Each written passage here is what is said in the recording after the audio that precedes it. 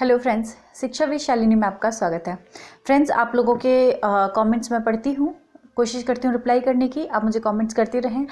पसंद आता है टॉपिक तो लाइक और सब्सक्राइब करना ना भूलें और ज़्यादा से ज़्यादा शेयर करें, क्योंकि ज़्यादा से ज़्यादा लोगों तक ये पहुँचना चाहिए, ज़्यादा से ज़्यादा लोगों की मदद होनी चाहिए।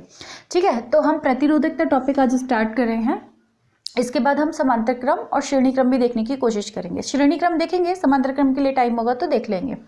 अब प्रतिरोधकता स्टार्ट करने से पहले मैं आप लोगों को एक चीज़ बता दूं कि मैं वीडियोस में नंबर इसीलिए लगाती हूं क्योंकि आप उनको लाइन से देखिएगा, क्योंकि लाइन से देखने से क्लैरिटी होती है चैप्टर की। बाकी आप लोग बेहतर समझते हैं।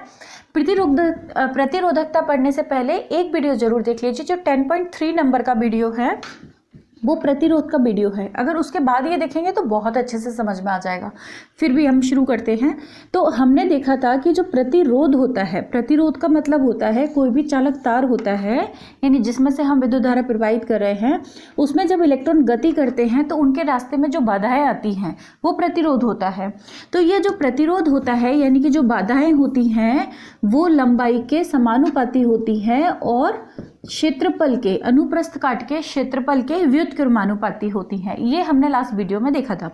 अब हम क्या करते हैं, इन दोनों को मिला देते हैं। ये एक नंबर है और ये 2 नंबर है, तो अगर मैं दोनों को एक साथ लिख लूँगी तो ये हो जाता है L/A। मैंने R को एक साथ लिख लिया और यहाँ पे L था, यहाँ 1/A था, उसको साथ में लिख लिया। ये यहाँ पे R क्या चीज़ है, हमारा प्रतिरोध है। A क्या चीज़ है, अनुप्रस्थ काट का क्षेत्रफल। अनुप्रस्थ काट का मतलब है अगर ऐसे चालक तार है, तुमने उसको ऐसे में काटा है, ठीक है, तो वर्टिकली जो होता है वो होता है अनुप्रस्थ काट का क्षेत्रफल। इसके बाद जो L है वो है चालक तार की लंबाई, चालक तार की लंबाई। तो ये होता है R। हमने इन दोनों को मिला के लिख दिया। ये मैंने आपको बताया था कि जब भी ये वाला चिन्ह हटाया जाता है तो वहाँ पे कोई कांस्टेंट यानी नियतांक लिखना होता है। तो R में से अगर हम इसको अल्फा को हटा देंगे तो इक्वल टू लगा देंगे, लेकिन इसकी जगह पे मुझे क्या लिखना पड़ेगा, एक नियतांक लिखना पड़ेगा। तो लोगों ने पूछा कि भाई, जैसे हमने पहले लिखा था, तो लोगों ने पूछा कि इस K का क्या मतलब है, क्या चीज़ होती है K। तो उन्होंने बताया कि जो K होती है ना, वही प्रतिरोधकता होती है। क्या होती है, प्रतिरोधकता। ठीक है, तो अगर हम K का फॉर्मूला लिखने की कोशिश करें तो हम क्या करेंगे, K के जो भाग में लिखा हुआ है, डिवाइड में लिखा हुआ है, वो इधर मल्टीप्लाई में आ जाएगा और जो मल्टीप्लाई में लिखा हुआ है वो इधर डिवाइड में आ जाएगा। यानी कि K के बराबर R तो लिख दिया, K इस तरफ है, R इस तरफ है, तो हमने उल्टा करके लिख लिया, पर लिख लिया। जो यहाँ डिवाइड में है वो R के साथ मल्टीप्लाई में आ जाएगा और जो यहाँ पे मल्टीप्लाई में है वो यहाँ डिवाइड में आ जाएगा। यानी प्रतिरोधकता का फॉर्मूला हो जाएगा ये। अब अगर हम पुराने फॉर्मूलों की तरफ थोड़ा सा नज़र डालें तो हमने पहले I का सबसे पहले हमने Q का देखा था, आई गेस Q का फॉर्मूला देखा था N × E। फिर हमने I का फॉर्मूला देखा था I = Q/T।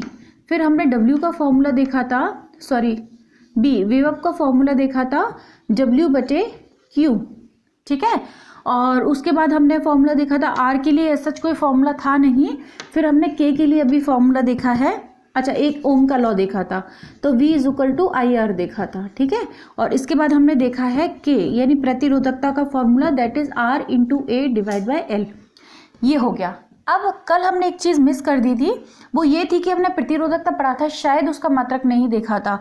तो अगर हम प्रतिरोधकता का मात्रक यानी R का अगर मात्रक देखते हैं तो वो होता है ओम, और अगर हम प्रतिरोधकता का मात्रक देखते हैं, K का मात्रक देखते हैं, तो वो होता है ओम × मीटर। ओम × मीटर।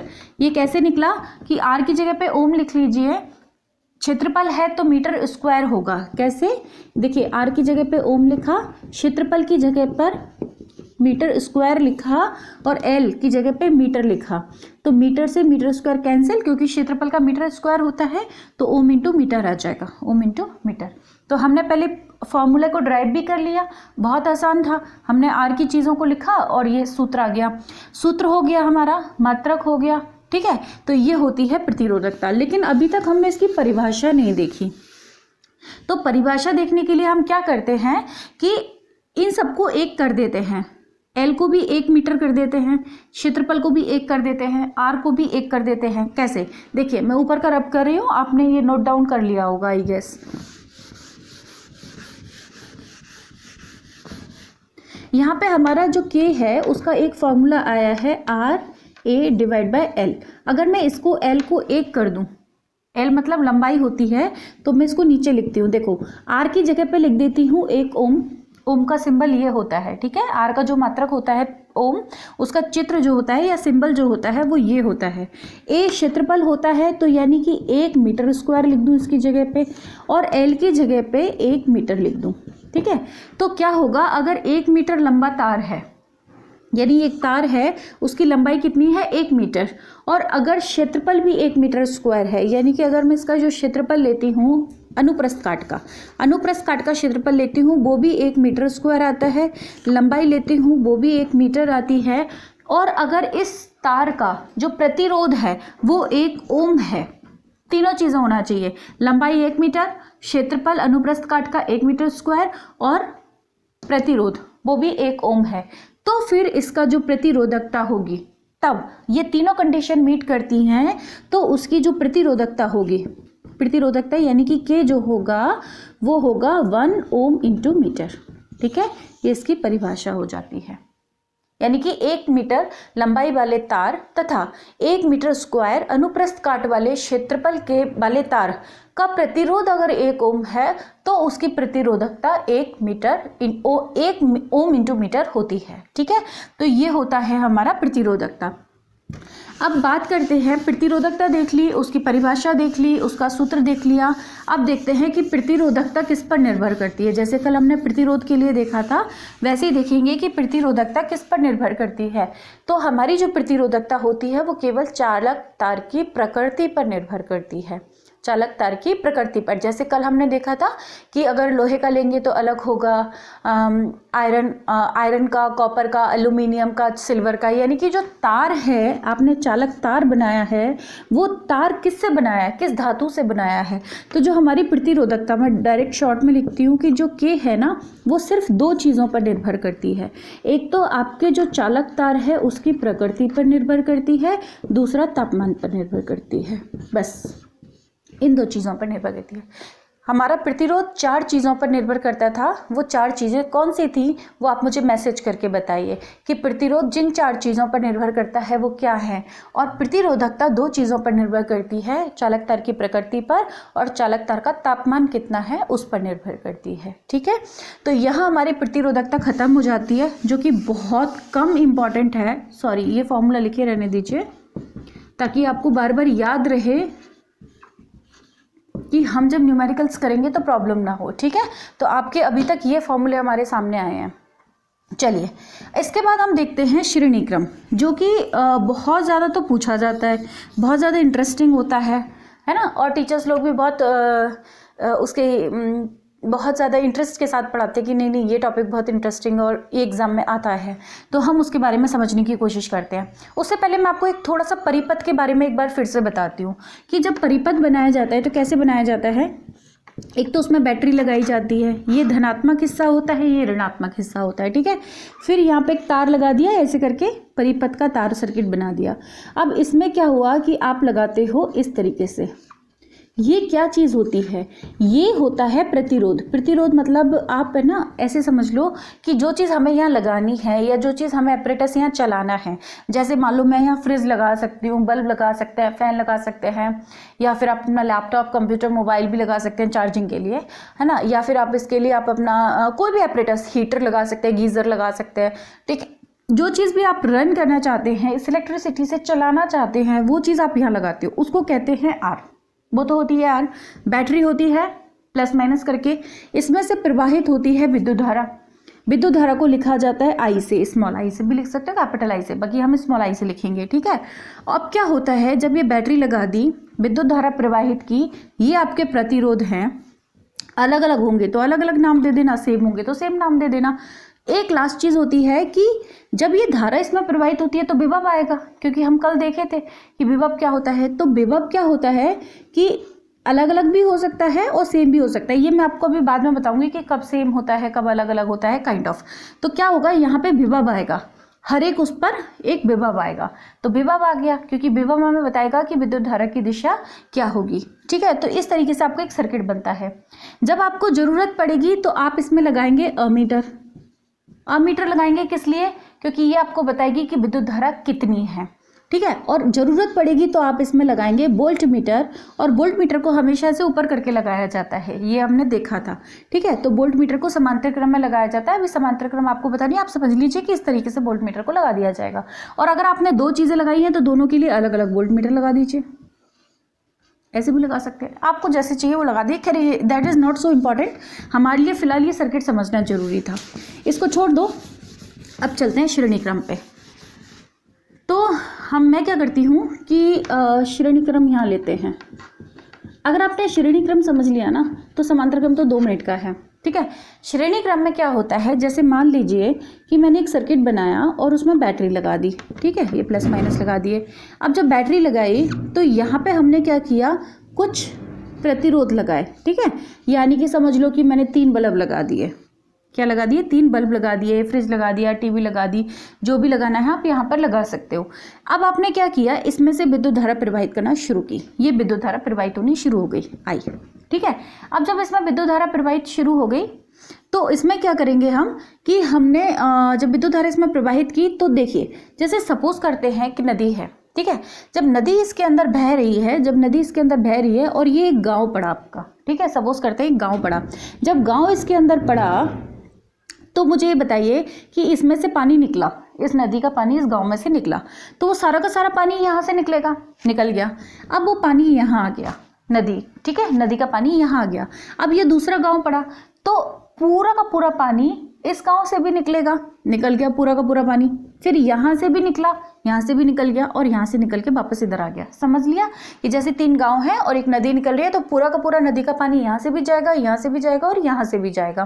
तो यानी कि जो विद्युत धारा जा रही है वो जितनी यहाँ से निकली थी, आई निकली थी ना, वो पूरी की पूरी यहाँ से जाएगी, पूरी की पूरी यहाँ से जाएगी और पूरी की पूरी यहाँ से जाएगी।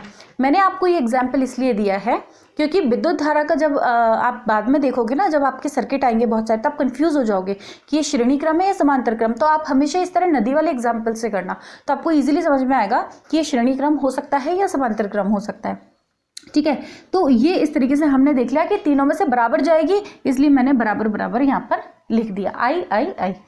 अब यहाँ पे मैंने आपको बोला था कि इसका प्रतिरोध जरूरी थोड़ी है, अलग अलग भी हो सकता है, हम अलग अलग ही लेंगे। ये अलग अलग प्रतिरोध भी ले लिया। हमेशा 3 चीज़ें देखना, आप प्रतिरोध देखना, विद्युत धारा देखना और विभव देखना, ठीक है। हम क्या क्या चीज़ चेक करेंगे, V चेक करेंगे, I चेक करेंगे और R चेक करेंगे। I के बारे में हमने देख लिया कि तीनों में सेम जा रही है। R के बारे में देख लिया, वो तीनों अलग अलग है क्योंकि एक छोटा बल्ब लगा दिया आपने, एक हीटर लगा दिया और एक आपने फ्रिज लगा दिया सपोज, तो तीनों का प्रतिरोध अलग अलग होगा, तीनों लगा दिए। अब हम बात करते हैं V की, ठीक है।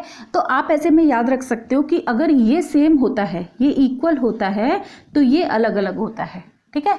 तो हम मान लेते हैं इसका B1 है, इसका B2 है और इसका B3 है, ठीक है। आप ऐसे मान लीजिएगा।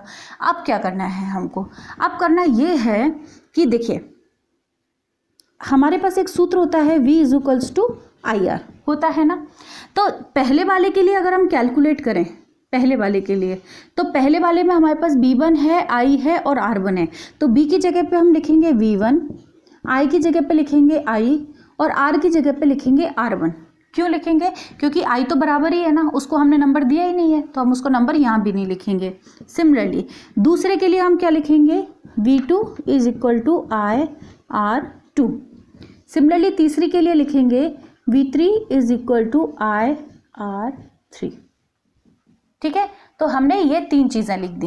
अब क्या हुआ, अब हुआ ये कि चूंकि इन तीनों में I का मान, अच्छा सुनो, ये मैं डेरिवेशन बता रही हूँ, अगर आपको ये डेरिवेशन नहीं जचता है ना तो लास्ट में फॉर्मूला आएगा, वो याद रख लेना। अभी जो मैंने डिस्क्रिप्शन बताया वो आपको याद रखना पड़ेगा और लास्ट का फॉर्मूला याद रखना पड़ेगा। जिन लोगों को डेरिवेशन देखना है वो देख लीजिए, फटाफट खत्म हो जाएगा। मैंने तीनों के लिए अलग अलग निकाल लिया। नाउ अब मुझे क्या करना है, इसमें से I निकालते हैं। तो I निकालेंगे तो B1/R1 हो जाएगा, इसमें से I निकालेंगे तो, या आप एक काम कीजिए ना, सीधे ही जोड़ दीजिए। हाँ सीधे ही जोड़ देते हैं, छोड़ो ये भी मत कीजिए। आप क्या कीजिए, टोटल V निकाल देते हैं। टोटल V कैसे निकालेंगे, V1 + V2 + V3। इस V की जगह पे लिख दूं मैं, इस V की जगह पे क्या लिखा जा सकता है, IR। इस V1 की जगह पे क्या लिखा जा सकता है, IR1 + IR2 plus I R three. आपको यहाँ तक दिख रहा है क्या? एक मिनट रुकिए, मैं देखती हूँ। Okay fine. तो आपको क्या किया आपने कि टोटल बी निकालना है हमको। टोटल बी निकालने के लिए हम क्या करेंगे कि तीनों बी को जोड़ देते हैं, v1 v2 plus v3, total B हो जाएगा। तो हम इस बी की जगह पे लिख सकते हैं आई आर, इस b1 की जगह पे आई आर वन, इसकी जगह पे आई आर टू और इसकी जगह पे आई आर थ्री लिख सकते हैं। सब में से आई कॉमन ले लेते हैं तो बचेगा r1 plus r2 plus r3। इस आई से ये वाला आई कैंसिल हो गया तो r बराबर आ गया ये, यानी कि अगर मैं इसका फॉर्मूला लिखूं तो ये आ जाएगा r बराबर r1 plus r2 plus r3। ये हमारा सूत्र हो जाता है श्रेणी क्रम का। जिन लोगों को ये डेरिवेशन नहीं देखना मत देखो, कोई बात नहीं, बिल्कुल एग्जाम में नहीं पूछा जाएगा, मेरी गारंटी है। ठीक है, तो यहाँ पे आपका r का सूत्र आ जाता है r1 plus r2 plus r3। ये हमारा श्रेणी क्रम का सूत्र आ जाता है। एक बार क्विक फिर से देख लो कि आपने क्या किया, बैटरी लगाई, बैटरी लगा के विद्युत धारा प्रवाहित की। विद्युत धारा तीनों में बराबर होगी क्योंकि श्रेणी क्रम है। जब तीनों में विद्युत धारा बराबर होगी तो लेकिन विभव बराबर नहीं होगा। हमेशा याद रखना, या तो I बराबर होगी या V बराबर होगा।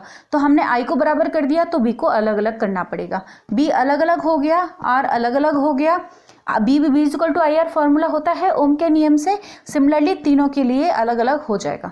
जब तीनों के लिए अलग अलग होगा, तीनों को जोड़ दीजिए, सॉल्व कर दीजिए, आंसर आ जाएगा।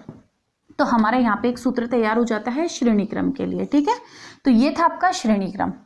अब हम क्या करते हैं, फटाफट से देखते हैं समांतर क्रम। वीडियो थोड़ा लंबा हो सकता है पर दोनों को एक साथ बताना जरूरी था, अदरवाइज समझने में थोड़ी मुश्किल हो सकती थी। देखिए, ये भी हटा देते हैं, इसकी भी जरूरत नहीं है।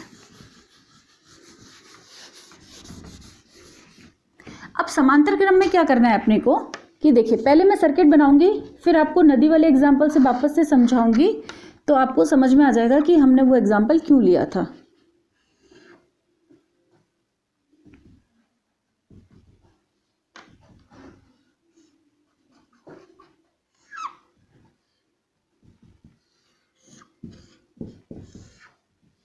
देखिए, ये हमने लगाई बैटरी प्लस माइनस, इसमें से निकली विद्युत धारा। यहाँ तक तो कोई प्रॉब्लम नहीं है क्योंकि जितनी निकलनी है उतनी निकल गई।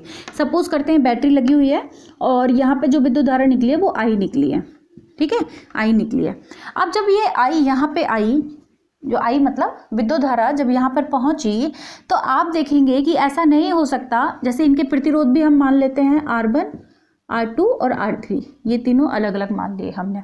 अब जब विद्युत धारा यहाँ पहुंची तो आप मुझे बता सकते हैं कि वो सेंटर से जाएगी या यहाँ से जाएगी या ऊपर से जाएगी। ऐसा नहीं हो सकता कि पूरी की पूरी इसमें से चली गई। अगर पूरी नदी, सपोज नदी आ रही है और पूरी की पूरी नदी इसमें से बह गई तो ऐसे घूम के तो नहीं आएगी, और घूम के आ गई तो वापस यहीं आ जाएगी।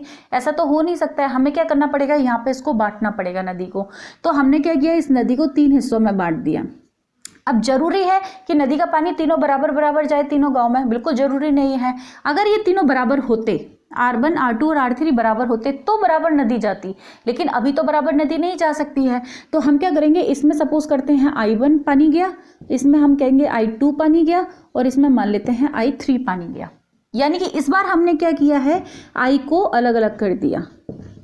जब I अलग अलग होगा तो B बराबर होगा। ठीक है, मैंने आपको बोला था दोनों में से एक चीज को इक्वल करना है और एक चीज को अलग अलग करना है। तो हमने क्या किया, बी को सेम कर दिया। इसमें भी बी होगा, इसमें भी बी होगा और इसमें भी बी होगा। तो एक बात हमें ये क्लियर हो गई कि जब भी श्रेणी क्रम होगा तो आई बराबर होगा, और जब भी समांतर क्रम होगा तो ये अपना बी बराबर होगा, आई अलग अलग होगा। ठीक है, अब ये तीनों हमारे सेट हो जाते हैं। सेम हम करेंगे, V equal to I R होता है हमारा, हाँ होता है। तो अब हम क्या करेंगे, यहाँ से B1 बराबर कितना आ जाएगा हमारा, B तो आपका सब में ही बराबर है, B आपका सब में बराबर है, तो B बराबर हो जाएगा I1 R1, B बराबर हो जाएगा I2 R2 और B बराबर हो जाएगा I3 R3। तीनों का लिख दिया हमने। नाउ इस वाले को हम थोड़ा चेंज कर लेते हैं, हम इसको ऐसे लिख देते हैं I1 बराबर B अपॉन R1। ठीक है, इस वाले को हम चेंज करके लिख देते हैं I2 बराबर V अपॉन R2, और इस वाले को चेंज करके लिख देते हैं I3 बराबर V अपॉन R3। लिख दिया। वहाँ पे हमने v को जोड़ा था, आप यहाँ पे i को जोड़ दीजिए। तो i को जोड़ेंगे तो कैसे हो जाएगा, i बराबर i1 plus i2 plus i3। मैं इसको समझाती हूँ आपको। देखिए ये जो टोटल i है ना, वो अभी 3 भागों में बट गई, i1, i2 और i3। लेकिन इन तीनों भागों को जब ये पानी वापस यहाँ आके मिलेगा, यहाँ पे वापस से इनका जब संगम होगा तो कितनी आएगी, i आएगा ना, आई भी तो धारा आएगी। क्यों, क्योंकि यही 3 हिस्सों में बटा था पानी, और ये पानी जब वापस मिलेगा तो सारा का सारा वापस हो जाएगा। तो क्या मैं ये लिख सकती हूँ कि i बराबर i1 plus i2 plus i3 लिख सकती हूँ। इस i की इसको भी चेंज कर लेते हैं, i बराबर v अपॉन आर।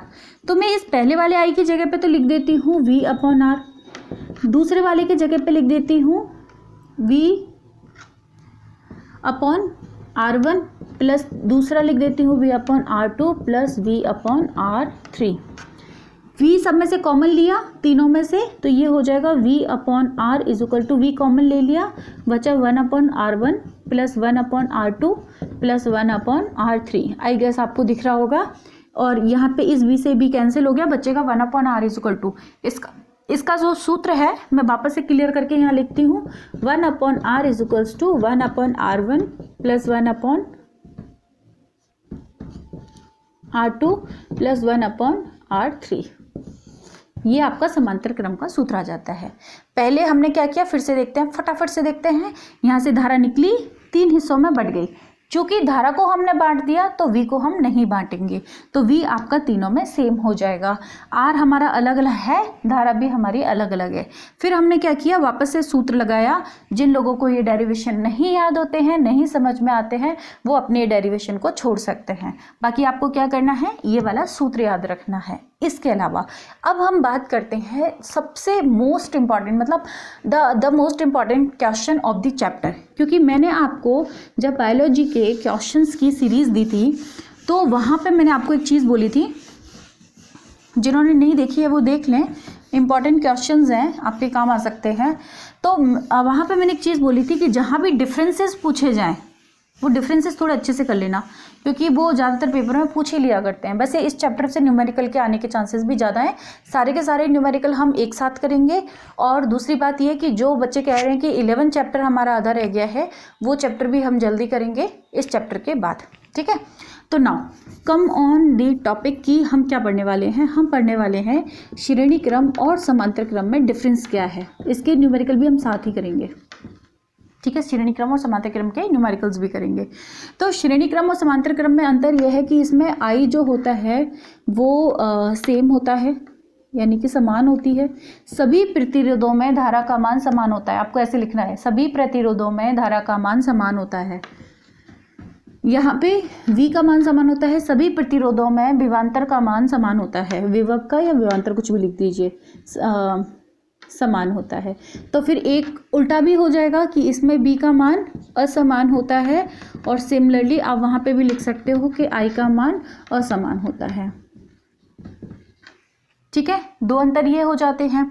इसके बाद आप इसके सूत्र लिख दीजिए, r is equals to R1 plus R2 plus R3 होता है, और इसमें जो सूत्र होता है व्युत्क्रम के योग के बराबर होता है। सभी प्रतिरोधों के व्युत्क्रम के योग के बराबर होता है। इसमें लिखेंगे कुल प्रतिरोध सभी प्रतिरोधों के योग के समान होता है। इसका प्रतिरोध का व्युत्क्रम सभी प्रतिरोधों के व्युत्क्रम का योग का बराबर होता है। जिसने नहीं लिखा है वो थोड़ा सा रिवाइंड करके स्टेटमेंट लिख लीजिएगा, R3 होता है। और जिन लोगों के क्वेश्चंस आप लोगों ने उसमें डाले हैं, कमेंट बॉक्स में डाले हैं, उन क्वेश्चंस के जवाब के लिए मैं नेक्स्ट वीडियो में इंक्लूड करूंगी।